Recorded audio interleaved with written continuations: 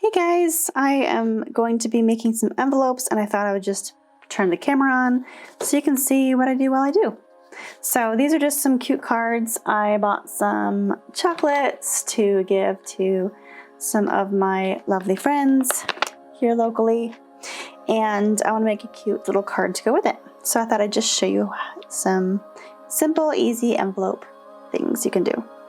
Now these are for drop-offs. The first thing I'm going to do is get something that's circular. You could get a cup or a mug or anything. Now these are for drop-offs. This is not to go in the mail, but you could do this kind of thing like on the back of your letter, as long as it's not covering up where the address goes. So I've drawn a circle so you can kind of see the circle on the sheet, and that's just to give me an idea about where to draw. And I'm going to be using these cute jelly rolls. I'm going to use the size 8, and I'm going to use this pencil line as my baseline.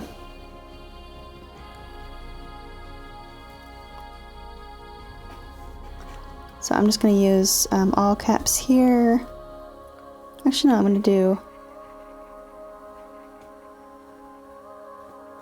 uppercase and lowercase with the midline raised. So you can change up the message as you go around. You can repeat it. I'm going to leave a little space for drawing a heart in or something like that. I'm just going to leave a little space, and I'm going to repeat my message. Alright, looks like I have space for one more. What's nice about this, I just did a happy birthday one, and I wrote happy birthday to you and happy birthday to you. And the first time I wrote the birthday taking a little bit more space than the second one, so you can kind of make your words stretch or shrink as much as you need to. Alright, so there we have it. So we have our 3 things. You could put a heart in between. If you want to go over this kind of thing in pencil first and then do your inking afterwards, you can do that. But sometimes the words show through, so it's okay if, for example, right here I have a small space and here I have a bigger space, and that's fine. So what I could do is have a small heart and then a bigger heart, 2 bigger hearts that match there if I want. And they're not really going to be concerned about the spacing of it. They're just going to think, oh, this is cute. So I'm going to start here. I'm going to make a heart. And I think I'm going to fill it in, but let me finish doing my hearts. I'll do this one next. So I could just put it like that, and then it's almost spaced out. I don't even need one there. I could put a dot there. Here, I'll go ahead and put a dot there. So I put a dot there, or I can turn that into a heart. I can fill these hearts in. So I'll go ahead and fill these hearts in. If you're mailing this to somebody, you could put this on the card itself inside and have the envelope just look normal. Or you can put it on the back, just like I did on the other card I just showed you. If you want it to be more opaque, let it fully dry before you come back and make a second layer on your card, because otherwise it's just going to smudge around. Yeah, and I'm going to turn this into a little heart so it balances a little bit better. Cute. Alright, so now the envelope is done, and I will just write their name in the center of that and put it with the chocolates on their porch. Well, I'll leave a little note inside, but that's a cute little envelope. Actually, I did forget something. I can dot all the I's. And I could dot the I's with little hearts if I wanted to. But there's a lot of hearts going on anyway. Alright, there it is. Super cute.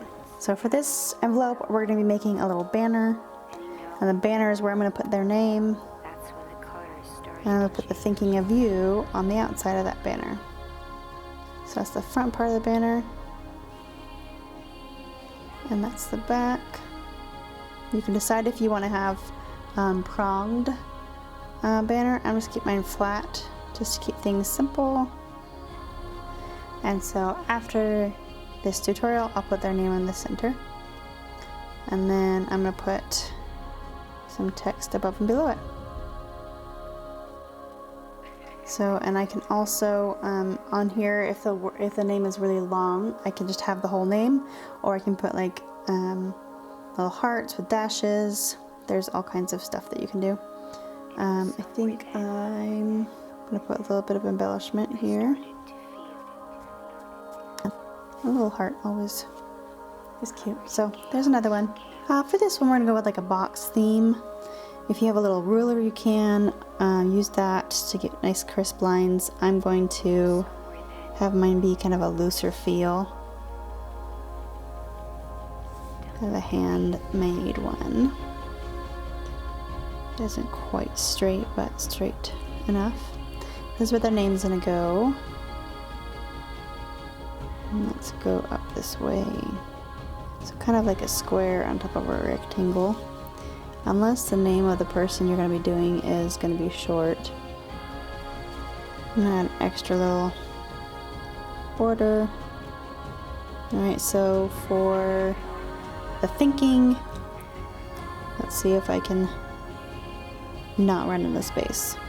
I like to do my crossbars afterwards. T-H-I-N. Okay, let's do the H down here. So the midpoint of the K is going to be there too. Didn't quite space it out right there. But that's okay. We can put two little hearts and make it look intentional. Okay, so the next line I'm going to do is cursive. And there's a little bit of empty space here. So I'm going to put a heart here with some lines. Cute. And maybe some dots coming this way. If your paper is at all bent, it kind of pops up when you try to draw on it. Alright, so that's cute. And for this one, we're going to do kind of faux brush lettering. So we're going to make a big thinking, a little of you. Alright, I'm going to run out of space if I don't combine this in. Alright, this looks good. So every time my pen's coming down, I'm going to make that thicker. So I'm actually going to try to probably triple the distance on that one. And I can leave it empty in the middle, or you can fill it in. Whatever look you want is fine with you.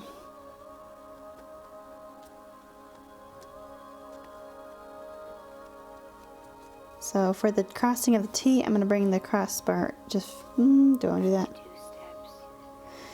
There's lots of different ways to cross the T. I think I'm just going to have it swoop in from the right.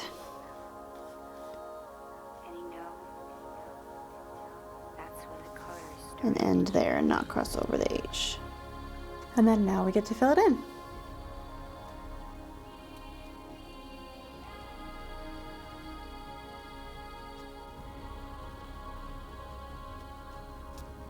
Alright, so that is faux lettering, faux brush lettering, because we're doing it with just a pen and not an actual brush.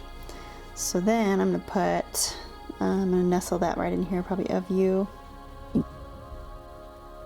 Alright, and then I can write their name down here in either brush lettering, cursive, or the block lettering. And it's done.